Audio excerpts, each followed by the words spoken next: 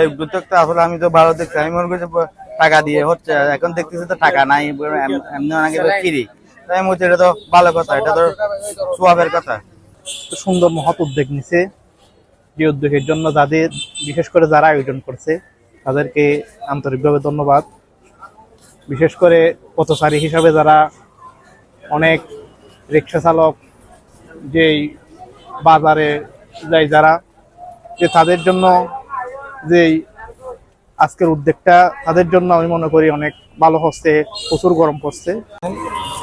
শহীদ president Zia রহমানের আদর্শে গড়া মাননীয় স্বরাষ্ট্রমন্ত্রী সালাউদ্দিন আহমেদের নির্দেশনা ছিল, ওনার একজন নগণ্য কর্মী হিসাবে ওনার নির্দেশনা হচ্ছে যে যেভাবে পারি ধর্ম, বর্ণ, দল, মত নির্বিশেষে মানুষের পাশে থাকাটাই হচ্ছে রাজনীতি।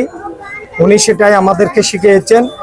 জনাব সালাউদ্দিন আহমেদের নির্দেশনা অনুযায়ী আপনারা জানেন তীব্র যে গরমের কারণে মানুষ খুবই কষ্ট পাচ্ছে। আমি আমার পক্ষ থেকে যতটুকু সম্ভব বুঙ্গাসতলা, বাজারঘাটা এবং কালের দোকান বিভিন্ন পয়েন্টে আমি খাবার স্যালাইন এবং বিশুদ্ধ পানির বোতল এবং মানসম্মত এই জুসের ব্যবস্থা করেছি। সেটা চলমান থাকবে ইনশাল্লাহ।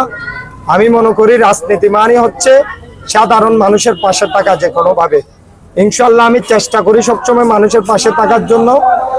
আমার এই উদ্যোগ সবসময় চলমান থাকবে, যতদিন আল্লাহ তাআলা আমাকে তৌফিক দিবে আমি মানুষের পাশে থাকবো ইনশাল্লাহ।